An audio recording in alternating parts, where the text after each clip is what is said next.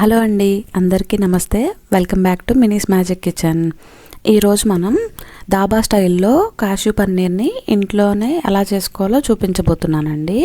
ఇది చాలా అంటే చాలా సింపుల్ అండ్ టేస్టీగా ఉంటుందండి. దాబా టేస్ట్కి ఏమాత్రం తీసిపోకుండా ఉంటుంది. చాలా సింపుల్గా చేసేసుకోవచ్చు ఇంట్లో ఉన్న ఐటమ్స్తోనే. ఇంకెందుకు ఆలస్యము, ఈ కాజు పన్నీర్ని ఇంట్లోనే సింపుల్గా టేస్టీగా ఎలా చేసుకోవాలో చూపిస్తాను రండి. దీనికోసం ముందుగా నేను ఇంట్లోనే 800 ml పాలు తీసుకుని నేను పన్నీర్ చేసుకున్నానండి. మీకు కూడా పన్నీర్ ఇంట్లోనే చేసుకోవాలి అని అనిపిస్తే కనుక నాకు కమెంట్లో చెప్పండి అండి. నేను ఇంకా డీటెయిల్ గా ఒక వీడియో చేసి చూపిస్తాను మీకు పన్నీర్ ని ఇంట్లోనే ఎలా చేసుకోవాలో. పన్నీర్ కర్రీ కోసం నేను ఇప్పుడు గ్రేవీ ప్రిపేర్ చేసుకుంటున్నానండి. దీనికోసం నేను 3 ఉల్లిపాయల్ని నేను 4 ముక్కలుగా కట్ చేసుకుని దాంట్లోనే 2 టమాటాలని 20 క్యాష్యూస్ జీడిపప్పు అండి వేసుకొని ఒక గ్లాసుడు వాటర్ పోసి ఉల్లిపాయ టమాటా అంతా మెత్తబడేదాకా కొంచెం బాయిల్ చేసుకోండి. నాకు 15 నిమిషాలు పట్టిందండి మొత్తం ఉడికిపోవడానికి. మొత్తం బాయిల్ అయిన తర్వాత స్టవ్ ఆఫ్ చేసుకొని దీన్ని పక్కన పెట్టుకోండి. దీన్ని చల్లారనివ్వండి. చల్లారిన తర్వాత దీన్ని మిక్సీలో వేసుకొని మెత్తగా పేస్ట్ లాగా చేసుకోండి. నా దగ్గర బ్లెండర్ ఉందండి, సో నేను బ్లెండర్ లో వేసుకొని పేస్ట్ చేసుకున్నాను. మీ దగ్గర బ్లెండర్ లేకపోతే మిక్సీలో కూడా వేసుకొని చేసుకోవచ్చు. ఇప్పుడు నేను పన్నీర్ చేసుకున్నా కదండి, నాకు 800 ml పాలకి ఇంతే పన్నీర్ వచ్చిందండి. సో నేను ఈ పన్నీర్నే చిన్న చిన్న ముక్కలుగా కట్ చేసుకున్నాను.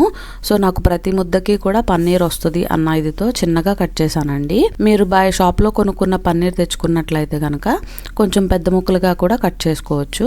చూడండి, నేను చిన్న చిన్న డైస్ ముక్కల్లాగా కట్ చేసుకున్నానండి. పన్నీర్ మొత్తం కూడా ఇలా డైస్ ముక్కలుగా కట్ చేసుకుని పక్కన పెట్టుకున్నాను. ఇప్పుడు ఈ ప్యాన్ లో నేను 4 స్పూన్ల ఆయిల్ వేసుకుని దాంట్లోనే ఒక గుప్పెడు జీడిపప్పులు వేసుకున్నానండి. మీరు ఒక కప్పుతో కూడా కొలుచుకుని వేసుకోవచ్చు జీడిపప్పు.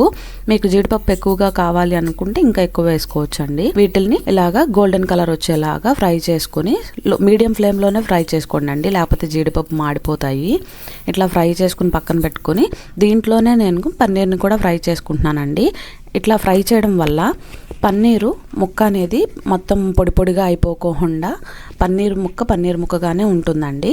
1 స్పూన్ సాల్ట్, 1 స్పూన్ నేను కారము, అలాగే 1/2 స్పూన్ పసుపు వేసుకుని ఫ్రై చేసుకున్నానండి. అలా వేసుకోవడం ఇష్టం లేని వాళ్ళు మీరు వాటిని స్కిప్ చేసుకోవచ్చు అండి. పన్నీర్ ఒక్కటే ఫ్రై చేసుకోవచ్చు. నేను సాల్ట్, పసుపు, కారం కూడా వేసుకుని ఫ్రై చేసుకున్నాను. ఇలా ఫ్రై చేసుకున్నవి కొంచెం గోల్డెన్ కలర్ వచ్చిన వెంటనే తీసి పక్కన పెట్టేసుకోండి. ఇప్పుడు నేను ఇదే ప్యాన్లో కర్రీ కూడా ప్రిపేర్ చేసుకుంటున్నానండి. దీనికోసం నేను 1.5 ఇంచ్ చెక్క, 5 లవంగాలు, 5 యాలకులు తీసుకున్నాను. అలాగే ఒక మీడియం సైజు ఉల్లిపాయని చిన్న చిన్న ముక్కలుగా కట్ చేసుకుని వేసుకున్నాను. 2 పచ్చిమిరపకాయలని ఇట్లా మధ్యలోకి చీర్చుకుని వేసుకున్నానండి. దీంట్లోనే ఒక 2 స్పూన్ల అల్లం వెల్లుల్లి పేస్ట్, కొంచెం ఒక 1/2 స్పూన్ సాల్ట్ వేసుకున్నానండి. సాల్ట్ వేయడం వల్ల ముందే ఉల్లిపాయ అనేది తొందరగా ఉడికిపోతుందండి. ఇప్పుడు ఈ ఉల్లిపాయలు అన్నీ కూడా వేగిపోయి అల్లం వెల్లుల్లి పచ్చివాసన పోయిన తర్వాత దీంట్లోకి నేను 2 స్పూన్ల కారం, 1/2 స్పూన్ పసుపు, 1 స్పూన్ ఉప్పు వేసుకొని మొత్తం ఒకసారి ఫ్రై చేసుకొని ఆయిల్ పైకి తేలే వరకు ఫ్రై చేసుకున్నానండి. దాంట్లో ఇప్పుడు నేను 2 మీడియం సైజ్ టమాటాలని చిన్న చిన్న ముక్కలుగా కట్ చేసుకుని వేసుకున్నాను. దీంట్లోనే ఒక 1/2 స్పూన్ జీలకర్ర పొడి, ఒక 1/2 స్పూన్ ధనియాల పొడి, 1 స్పూన్ గరం మసాలా వేసుకుని మొత్తం అంతా కూడా నేను ఒకసారి కలుపుకున్నానండి.